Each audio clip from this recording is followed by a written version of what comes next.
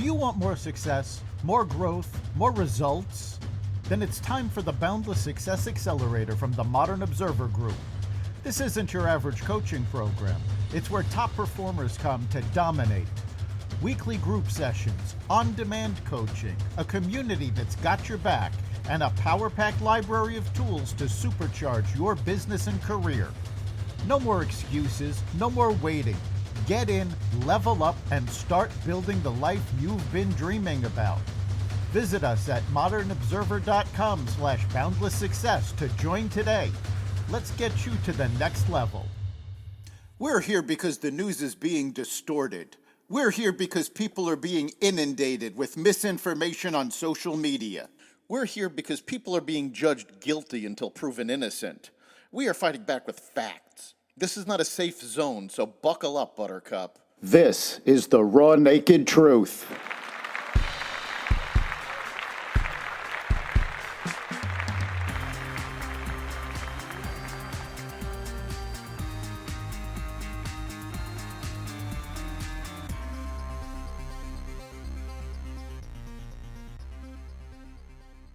The Los Angeles death toll rises, Trump being sentenced, the jobs report comes out, and more. Welcome to the Raw Naked Truth. I'm your host, Eric Lopkin, and here's the news you need to know. The confirmed death toll from 3 days of raging wildfires rose to 10 people late Thursday as firefighters struggled to contain blazes that have destroyed swaths of America's most populated county. At least 5 infernos were burning simultaneously around Los Angeles, engulfing entire neighborhoods, destroying more than 10,000 structures, and upending daily life in a historic disaster. The new death count reported by the county medical examiner's office was a grim confirmation of predictions made by officials earlier in the day. The obvious question is, do you think it's going to grow? Los Angeles County Sheriff Robert Luna said at a media briefing on Thursday evening when 5 people were confirmed killed by the fires. I am praying it doesn't, but based on the devastation, it looks like an atomic bomb dropped in these areas. I'm not expecting good news, he said. The Los Angeles Department of Water and Power, one of the utilities delivering electricity to the fire-ravaged areas, has not developed a plan to proactively shut off parts of its system during windstorms to reduce the risk of sparks from its power lines. It's a safety protocol that every other big California power provider has. A spokeswoman for LADWP said it has other safety measures in place. The causes of the LA wildfires are under investigation. Donald Trump is set to be sentenced Friday for covering up hush money paid to a porn star, forcing him to revisit his felony conviction just days before he returns to the White House. The unprecedented court hearing is largely a formality. The presiding judge, Juan Merchan, has indicated that he doesn't intend to order a prison term and rather will sentence the president-elect to an unconditional discharge, which carries no punishment at all. The proceeding is expected to last under an hour, with Trump appearing virtually on a video feed. Prosecutors from the Manhattan District Attorney's Office and lawyers for Trump will likely speak during the proceeding. Defendants are typically given a chance to speak in court before a sentence is handed down. Merchan will also likely address Trump and speak about his crimes. Jimmy Carter was laid to rest. All 5 living U.S. presidents, Biden, Trump, Obama, Bush, and Clinton, were in attendance yesterday as Carter was remembered at the Washington National Cathedral before his coffin was flown to his hometown of Plains, Georgia, for a final private service and burial. Carter, who was president from 1977 to 1981, was celebrated for his humanitarian work and commitment to peace. Today, many think he was from a bygone era, Biden said during a eulogy, but in reality, he saw well into the future. Social media was abuzz after Presidents Obama and Trump were seen chatting for several minutes before the ceremony. A new study is sounding the alarm on female-identifying biologically male felons being incarcerated at female-only prisons, saying those inmates pose physical and psychological risks to biological women. The report from Independent Women, a nonprofit released Thursday and shared exclusively with Fox News Digital, says male inmates identifying as women are disproportionately likely to have committed sexual offenses, and incarcerated women face heightened risks of harassment and assault under these policies.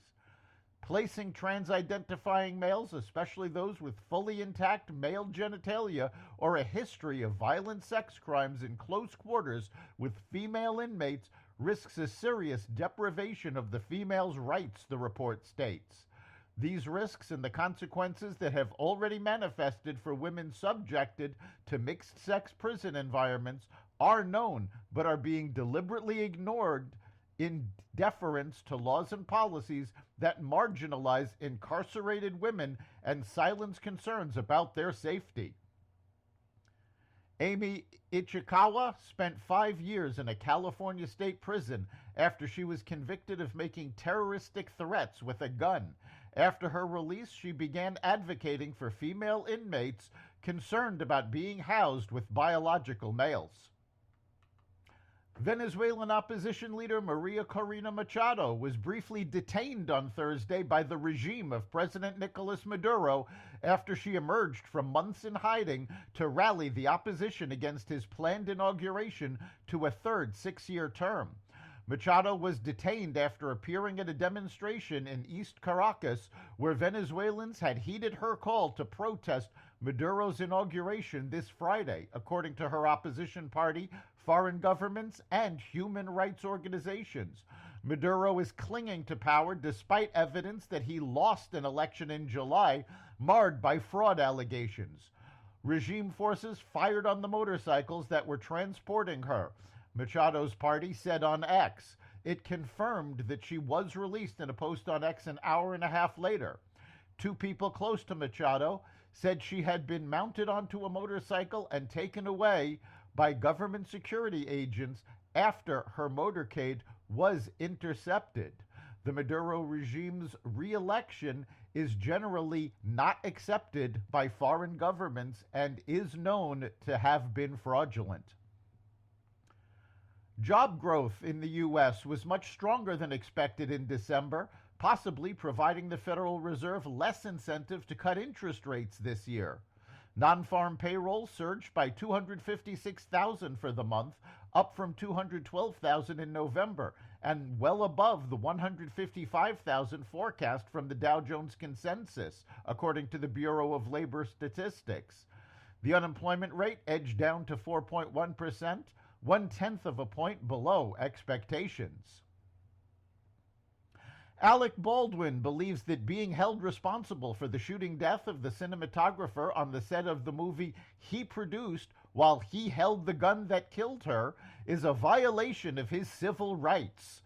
Baldwin has sued Santa Fe officials for malicious prosecution and civil rights violations for pursuing criminal charges against him in the accidental shooting death of a cinematographer on the set of Rust.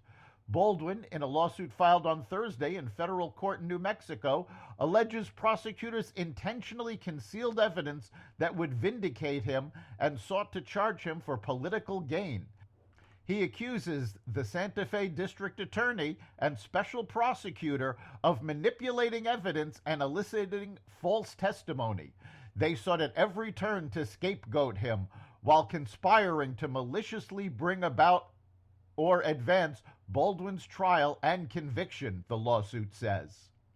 That's the Raw Naked Truth. You can catch every episode of the Raw Naked Truth at xvadio.com, the Apple Podcasts app, YouTube, Rumble, Spotify, iHeartRadio, Audible, Amazon Music, and other platforms that respect freedom of speech. We'll see you next time.